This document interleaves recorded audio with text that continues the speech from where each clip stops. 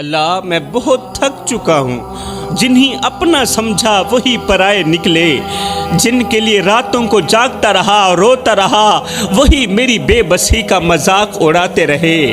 اللہ اب تو ان آنسوؤں نے بھی فریاد کرنا چھوڑ دیا ہے، کیونکہ یہ جانتے ہیں کہ اب اللہ کے سوا دنیا میں فریاد سننے والا اور کوئی نہیں رہا۔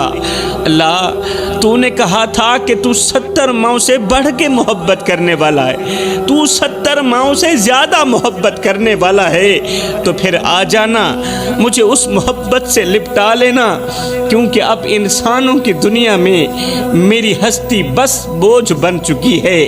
اللہ میں جس راستے پہ چلا دھوکے نے میرا استقبال کیا، جس ہاتھ کو تھاما اسی نے مجھے کاٹا، اور جب میں چیخا، جب میں درد سے کراہیا تو لوگ بولے کمزور ہو گیا ہے تو، کمزور ہو گیا ہے، بزدل ہو گیا ہے تو، اس لیے تو رو رہا ہے۔ میری ماں نے مجھے دعا دی تھی کہ بیٹا کبھی کسی کو دکھی نہ کرنا، پر کاش وہ یہ بھی دعا دے دیتی کہ کوئی میرے بیٹی کو بھی دکھی نہ کرے، کوئی میرے لال کو بھی دکھی نہ کرے۔ میرے رسول کریم نے فرمایا تھا اللہ اس کے قریب ہوتا ہے جو ٹوٹ کر گر جاتا ہے۔ یا اللہ اس وقت میں ٹوٹ چکا ہوں، اس وقت میں بکھر چکا ہوں، اس وقت میں گر چکا ہوں، آ جانا، مجھے جوڑ لینا، ورنہ تیرے ظالم لوگ مجھے روند ڈالیں گے۔ لوگ کہتے ہیں مرد کبھی نہیں روتا، لوگ کہتے ہیں مرد کبھی نہیں روتا، مرد کبھی نہیں روتا۔ سنو جب باپ کا کندھا نہ رہے، ماں کی گود باقی نہ رہے، بہن کی آواز سنائی نہ دے، بھائی بے وفائی کر جائیں، اور جب بیوی بیگانی ہو جائے تو اس وقت مرد کا صرف دل نہیں روتا، اس کی سانسیں بھی رو پڑتی۔ مرد کیوں نہیں روتا؟ مرد رلایا جاتا ہے، مرد تڑپایا جاتا ہے۔ بد نصیب وہ نہیں جو دنیا ہار جائے، ارے بد نصیب وہ ہے جسے اللہ کسی مظلوم کی آہ کا نشانہ بنا دے، بد نصیب وہ ہے جسے اللہ کسی دکھی انسان کی آہ کا نشانہ بنا دے۔ کبھی کسی کے صبر سے نہ ٹکرانا، کیونکہ جس کے ساتھ اللہ ہوتا ہے نا اس کی خاموشی بھی قیامت بن جاتی ہے۔ اور ہاں ایک بات اور، کسی مظلوم پر ظلم ہوتے ہوئے دیکھ کر خاموش مت رہنا۔ بڑے ہی افسوس کے ساتھ کہنا پڑ رہا ہے جوانوں، مسجد اقصی کے صحن میں لاشیں بچتی رہیں اور تم خاموش تماشائی بنے رہے۔ نبیوں کی سرزمین خون سے تر ہوتی رہی اور 57 ملکوں کے حکمرانوں کی غیرت بے غیرتی کے قبرستان میں دفن ہو گئی۔ کاش فلسطین جیسی مائیں پوری دنیا میں ہوتی، کاش فلسطین جیسی مائیں پوری دنیا میں ہوتی، تو آج ہماری نسلیں کسی فلمی ایکٹرز کے پیچھے نہ چلتی بلکہ حضرت عمر فاروق کے قدموں کے نشان ڈھونڈتی۔ اگر فلسطین اور غزہ کی مائیں پوری دنیا میں ہوتی تو آج میری قوم کے نوجوان سیدنا عمر فاروق کے قدموں کے نشان ڈھونڈ رہے ہوتے۔ فلسطین کی وہ ماں جس کے 5 بیٹے اس کی آنکھوں کے سامنے ملبے تلے دفن ہو گئے، نہ کفن ملا نہ جنازہ، بس ریت پتھر اور چیخیں، مگر وہ ماں روئی بھی تو صرف اللہ کے آگے۔ اس نے کہا یا اللہ تو نے دیا تھا تو نے ہی لے لیا، بس اب مجھے صبر دے کہ میں اپنے شہید بچوں کو ہمیشہ کے لیے بھول جاؤں۔ جوانوں فلسطین کی اس ماں کی چیخیں آج اگر حضرت عمر فاروق کے کانوں میں پڑ جاتی تو خدا کی قسم اسرائیلی اپنی پیدائش پر افسوس کرتے، زمانہ دیکھتا کہ اسرائیلی اپنی پیدائش پر لعنت کرتے۔ آج اگر حضرت عمر فاروق کے کان میں آواز پڑتی تو حضرت عمر فاروق کے ہاتھ میں تلوار ہوتی، وہ فلسطین کی سرزمین پر کھڑے ہو کر بلند آواز سے کہتے اے اقصی تو گھبرا نہیں، تیرا عمر آ گیا ہے۔ جہاں مظلوم روئے وہاں عمر خاموش نہیں رہ سکتا۔ آج عمر فلسطین کے بچوں کی لاشیں نہ دیکھ سکتے، آج وہ امت کے حکمرانوں کا گریبان پکڑ کر جھنجھوڑ کر کہتے اٹھو، جب تک اقصی قید میں ہے تمہاری نیند حرام ہے، جب تک عمر زندہ ہے، جب تک مسجد اقصی قید میں ہے اس وقت تک تمہاری نیندیں حرام ہیں، تم نہیں سو سکتے۔ مگر افسوس آج وہ چیخیں امت کے کانوں سے ٹکرا کر واپس جا رہی ہیں اور امت خواب غفلت میں سو رہی ہے۔ آج فلسطین کی ماں اپنے بیٹوں کی لاشیں اٹھا کر بھی یہی کہتی ہیں کہ میرے بیٹے مرے نہیں، وہ زندہ ہیں، وہ جنت کے دروازے پر میرا انتظار کر رہے ہیں۔ یہ فلسطین کی مائیں ہیں، جب بیٹے کی لاش دیکھتی ہیں تو کہتی ہیں الحمدللہ میرے بیٹے نے اپنی ماں کو سرخرو کر دیا ہے۔ ایک طرف وہ مائیں ہیں، آج ہماری ماؤں کا حال یہ ہے۔ آج اگر فلسطین کے لیے بیٹے کی آنکھ نم ہو بھی جائے تو ماں کہتی ہے چپ رہو بیٹا، کوئی بات نہیں، زمانہ بہت خراب ہے۔ میں نے کہا بی بی زمانہ ٹھیک کب تھا؟ جب کربلا کی سرزمین پر نیزے چلے تھے تب بھی تو نبی کی اولاد سر کٹوا کر حق کی گواہی دے رہی تھی نا۔ اس وقت بھی مائیں زندہ تھیں، اس وقت بھی باپ تھے، مگر نہ ماؤں نے روکا نہ باپ نے روکا، کیونکہ وہ جانتے تھے کہ یہ قربانی صرف خون کی قربانی نہیں، یہ غیرت کی قربانی بھی ہے۔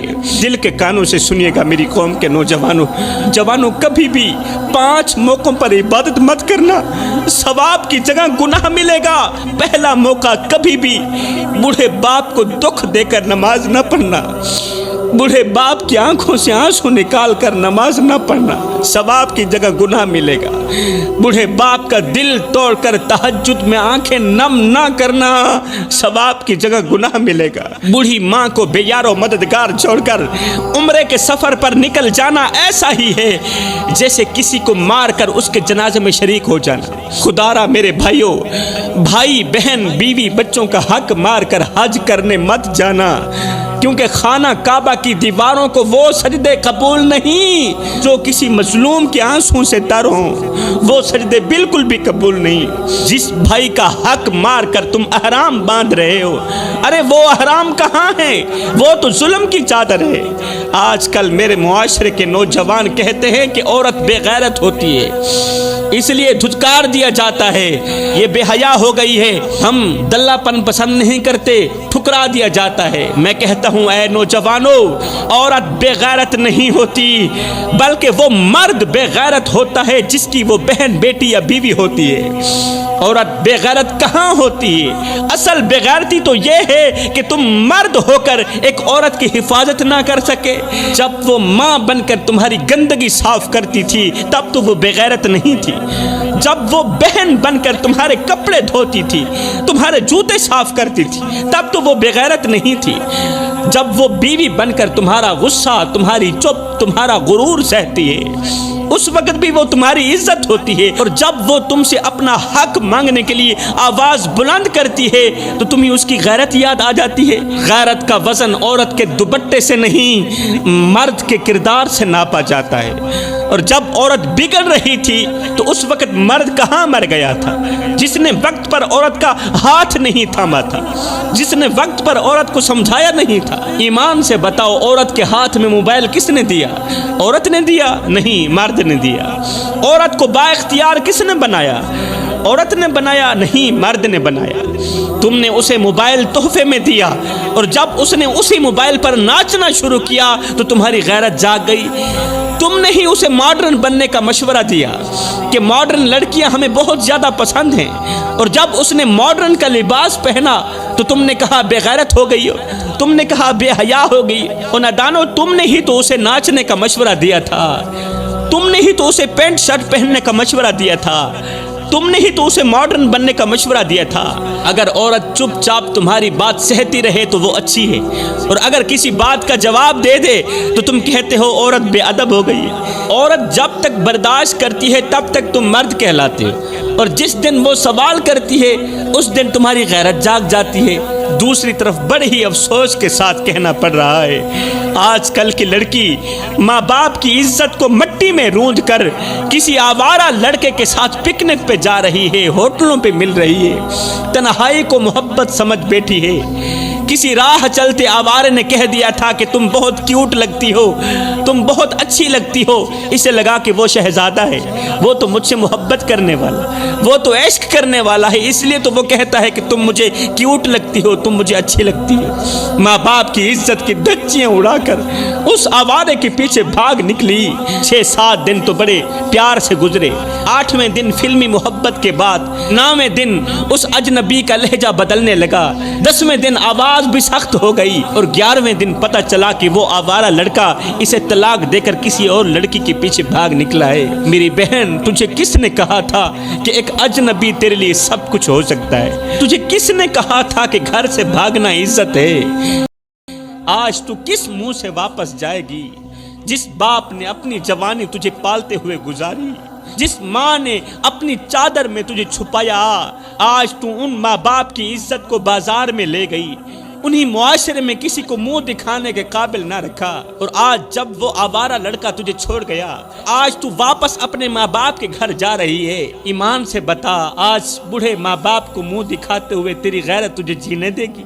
ہرگز نہیں جینے دے گی۔ تو گھر چھوڑ کر بھاگ گئی، مگر تو یہ بھول گئی کہ ماں باپ کا دروازہ بند ہو جائے تو دنیا کی ہر راہ تنگ ہو جاتی ہے۔ عزت والی بیٹیاں باپ کی پگڑی کو روند کر غیر کے پیچھے نہیں بھاگتی۔ وہ لڑکا جو دن میں تمہارے ساتھ محبت کرتا ہے، رات کو تمہاری تصویروں کو غیر محرم مردوں کو دکھاتا ہے، اپنے دوستوں کو دکھاتا ہے، وہ تم سے محبت نہیں کرتا، وہ تمہاری معصومیت کو بیچتا ہے۔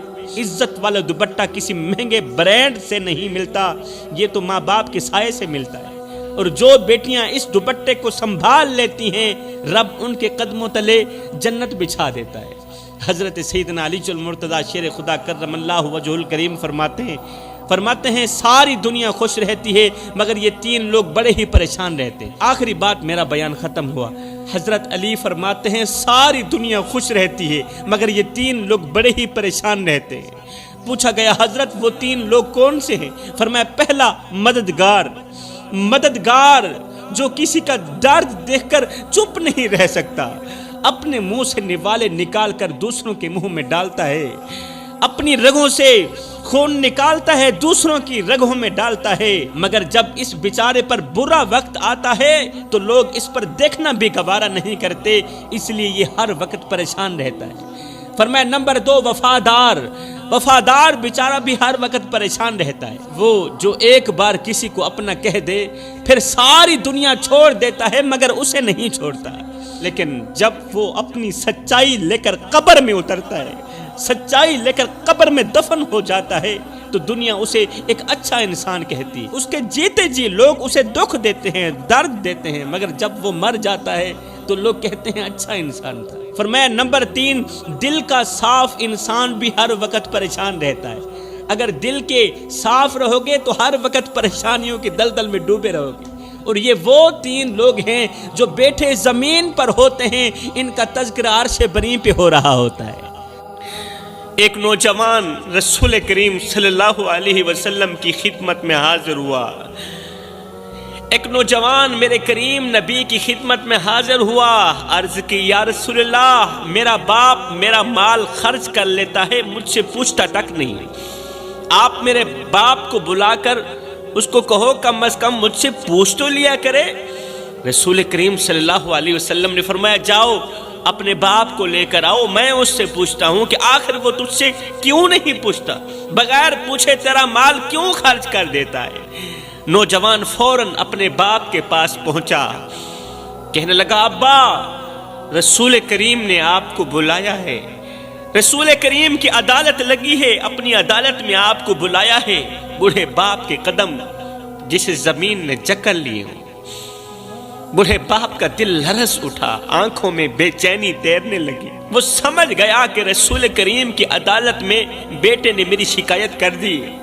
لرزتے ہاتھوں سے سوٹی سنبھالتے ہوئے کامتے قدموں کے ساتھ رسول کریم صلی اللہ علیہ وسلم کی پاک بارگاہ میں اپنے قدم بڑھائے۔ یہ بوڑھا شخص رسول کریم صلی اللہ علیہ وسلم کی پاک بارگاہ کی طرف اپنے قدم بڑھا ہی رہا تھا، ابھی راستے میں ہی تھا کہ ادھر سے حضرت جبریل علیہ السلام رسول کریم صلی اللہ علیہ وسلم کی خدمت میں حاضر ہوئے اور عرض کی یا رسول اللہ، اللہ فرما رہا ہے کہ اس نوجوان کے باپ سے کہو جو ابھی راستے میں ہے، آپ تک پہنچا نہیں ہے، جب وہ آپ کے پاس پہنچ آئے تو اسے کہنا کہ اے بندے جو اشعار تو نے راستے میں اپنے دل میں پڑے ہیں نا، پہلے وہ اشعار سناؤ۔ اس نوجوان کے باپ کو کہنا اے اللہ کے نیک بندے، راستے میں آتے ہوئے تو نے جو دکھ بھرے اشعار اپنے دل میں پڑھے ہیں نا، وہ اشعار ہمیں سناؤ۔ اب جبریل علیہ السلام واپس چلے گئے۔ وہ بوڑھا شخص اپنے بیٹے کے ساتھ جیسے ہی رسول کریم صلی اللہ علیہ وسلم کی خدمت میں حاضر ہوا تو آقا کریم نے شفقت بھری نظر اس بوڑھے پر ڈالی اور فرمایا، اے اللہ کے بندے، تیرا فیصلہ بعد میں کریں گے، پہلے جو اشعار تو نے اپنے دل میں آتے ہوئے پڑھے تھے نا، دل میں کہے نا، وہ اشعار ہمیں سناؤ۔ اے یہ سن کر بوڑھے باپ کی آنکھوں میں آنسو بھر آئے، اس کی آواز کانپنے لگی، آنکھیں برس رہی تھی، دل زخموں سے چور چور تھا۔ باپ نے روتے ہوئے رسول کریم صلی اللہ علیہ وسلم کو وہ دکھ بھرے اشعار سنائے۔ وہ اشعار عربی زبان میں تھے، ان کا ترجمہ کچھ یوں تھا۔ باپ نے کہا، اے میرے بیٹے، جب تو پیدا ہوا تھا میں نے اپنی ذات کے لیے جینا چھوڑ دیا، میری نیند، میری بھوک، میری خوشیاں، سب کچھ تیرے لیے تھا، میری خوشی بھی تیرے لیے تھی، میری نیند بھی تیرے لیے تھی۔ میں دن میں محنت کرتا، رات کو تجھے تھام کر سوتا تھا، پورا دن کڑکتی دھوپ میں تتی ریت کے اوپر کمزور سے کندھے پر بوریاں لاد لاد کے دن رات ایک کر کے محنت مزدوری کرتا کہ مجھے کچھ ملے نہ ملے، میرے بیٹے کو روٹی کا ٹکڑا مل جائے۔ میں پورا دن محنت کرتا، رات کو تجھے تھام کر سوتا، تجھے گلے لگا کر سوتا۔ جب میں تجھے گلے لگاتا تھا تو میری ساری تھکاوٹ دور ہو جاتی تھی۔ بیٹا، تیری ہلکی سی آہٹ پر میں جاگ جاتا تھا۔ جب تجھے بخار آتا تھا نا تو میں پوری رات تیرے سرہانے بیٹھا رہتا تھا۔ جب تو کروٹ بدلتا تھا تو میں اللہ تعالیٰ سے ڈھیروں دعائیں کرتا تھا کہ اللہ کہیں میرے بیٹے کو کچھ ہو نہ جائے۔ بیٹا، تو گود میں تھا، میں اس وقت بھی تیرے لیے پریشان تھا اور میں آج بھی تیرے لیے پریشان ہوں، میں آج بھی تیرے لیے فکر میں ہوں۔ بیٹا، جب تجھے بخار آتا نا تو میں رات بھر تیرے سرہانے بیٹھا رہتا تھا، تیرے ماتھے پر ہاتھ رکھتا ہوا تیری سانسیں گنتا رہتا تھا اور اللہ سے دعائیں کرتا رہتا تھا کہ یہ بیماری مجھے لگ جائے، میرے بیٹے کو کچھ نہ ہو، اللہ یہ بیماری مجھے لگا دے۔ بیٹا، میں تیرے دکھوں کو اپنے دکھ سمجھتا رہا، میں تیری بیماری کو اپنی بیماری سمجھتا رہا، اللہ سے دعائیں کرتا تھا، اللہ یہ بیماری مجھے لگا دے، میرے بیٹے کو آزاد کر دے اس بیماری سے۔ بیٹا، میں اپنی نیندیں تجھ پر قربان کرتا رہا، مگر آج تو کہتا ہے کہ میں تیرے مال کو کیوں خرچ کرتا ہوں؟ بیٹا، تیرے رونے پر میں روتا تھا، میں وہ باپ ہوں، تیری آہ پر میری آہ نکلتی تھی، تیری ہائے پر میری ہائے نکلتی تھی، تیری چیخ پر میرا دل لرز جاتا تھا۔ جب تو بیمار ہوتا میں دوڑ دوڑ کر کبھی ادھر کو بھاگتا کبھی ادھر کو بھاگتا تیرے لیے دوا لاتا۔ جب تو بھوکا ہوتا میں اپنے منہ سے نوالا نکال کر تیرے منہ میں ڈالتا۔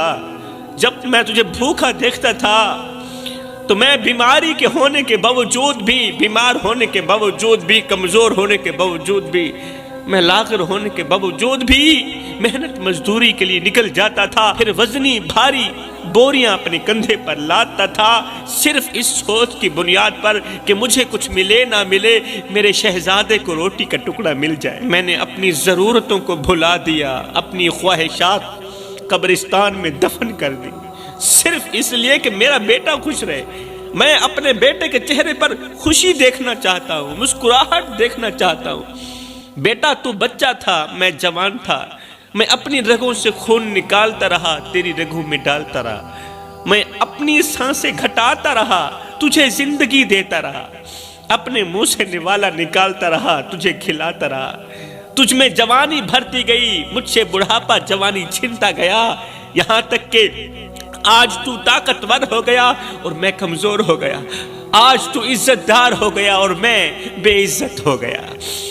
ہائے ہائے، دربار میں خاموشی چھائی ہوئی تھی، یہ بڑھا شخص دکھ بھرے اشعار سنا رہا تھا، دربار میں خاموشی چھا گئی، ہر آنکھ اشک بار ہو چکی تھی۔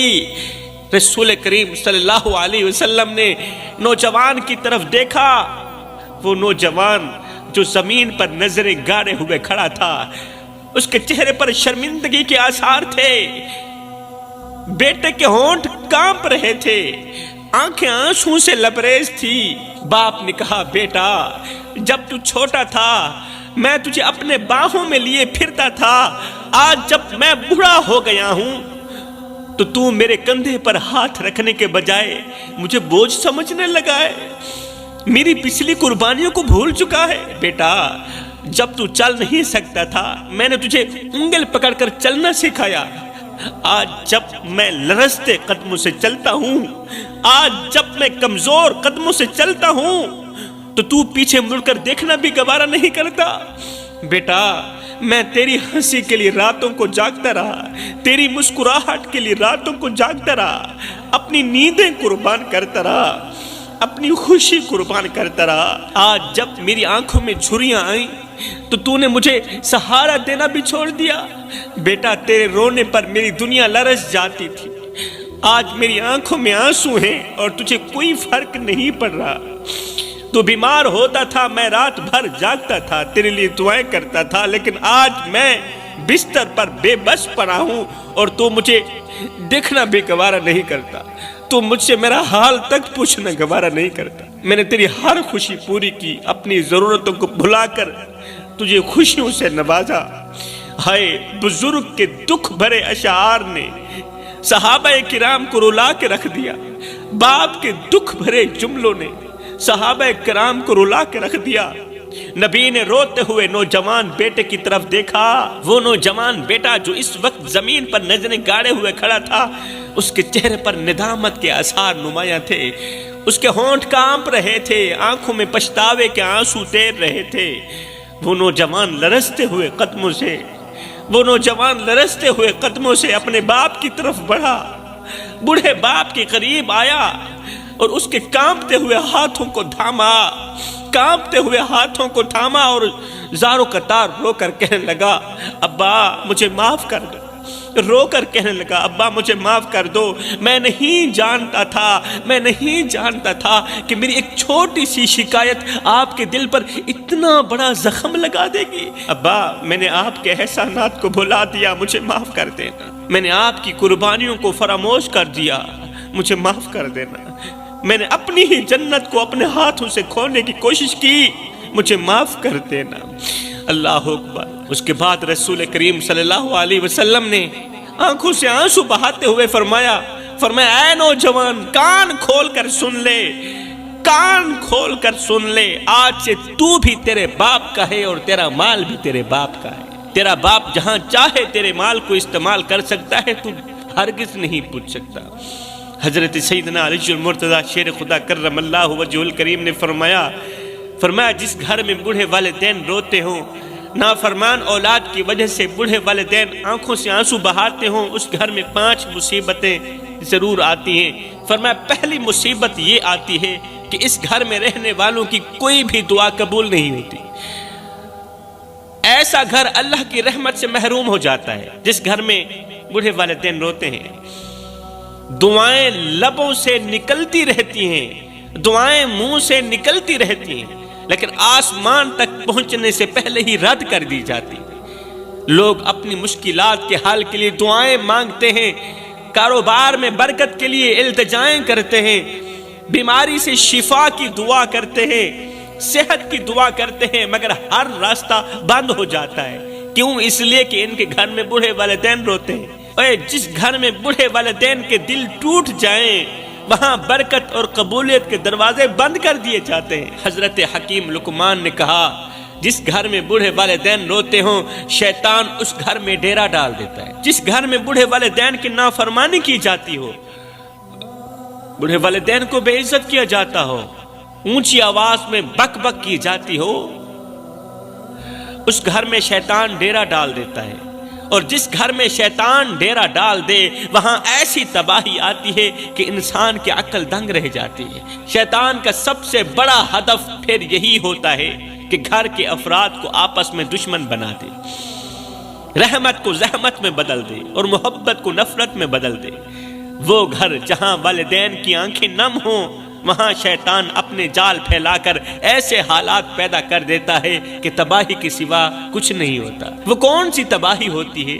گھر میں ہمیشہ جھگڑے اور بے سکونی رہتی ہے، یہ تباہی ہے۔ جب شیطان گھر میں ڈیرا ڈال دیتا ہے نا ماں باپ کے رونے کی وجہ سے، اللہ اکبر، پتہ ہے پھر کون سی تباہی آتی ہے؟ گھر میں ہمیشہ جھگڑے اور بے سکونی لگی رہتی ہے، اولاد اپنے دل سے ماں باپ کی عزت کرنا چھوڑ دیتی ہے، پھر رزق میں بے برکتی آ جاتی ہے اور سب کچھ ہوتے ہوئے بھی ہر ایک چیز کی کمی محسوس ہوتی ہے، پھر عبادت میں دل نہیں لگتا، نماز اور تلاوت بھاری لگنے لگ جاتی ہے۔ شیطان دماغ میں ایسے خیال ڈالتا ہے کہ بندہ والدین کو ہی اپنی بدبختی کی وجہ سمجھنے لگتا ہے۔ جس گھر میں بوڑھے والدین روتے ہوں وہاں بے برکتی ایسے بسیرا کر لیتی ہے کہ دولت ہونے کے باوجود بھی سکون غائب ہو جاتا ہے۔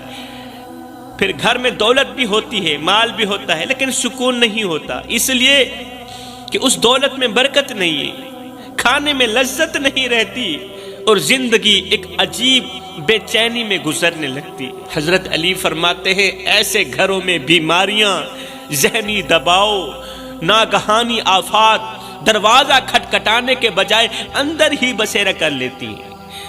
ہر کام میں رکاوٹ، ہر قدم پر پریشانی اور ہر لمحے بے سکونی کا سامنا لگا رہتا ہے، کیونکہ والدین کی آہیں، والدین کی تڑپ زمین پر نہیں گرتی، والدین کے آنسو زمین پر نہیں گرتے بلکہ عرش الہی کا دروازہ جا کھٹکھٹاتے ہیں اور اللہ سے اپنی بات منوا کر ہی دم لیتے ہیں۔ خدا را میرے بھائیوں، والدین کو اتنا مت ستاؤ کہ وہ اللہ کے سامنے تمہارا نام لے کر رو پڑیں۔ خدا پاک کی عزت کی قسم، اگر وہ اللہ کے سامنے تمہارا نام لے کر رو پڑے تو یاد رکھنا یہ تمہارے لیے سب سے بڑا مسئلہ بن جائے گا، بہت بڑا مسئلہ بن جائے گا۔ تم ایسی بیماری میں، ایسی مصیبت میں پھنس جاؤ گے کہ نکلنے کا کوئی راستہ نہیں ملے گا، کیونکہ اللہ کا ترازو صرف انصاف ہے۔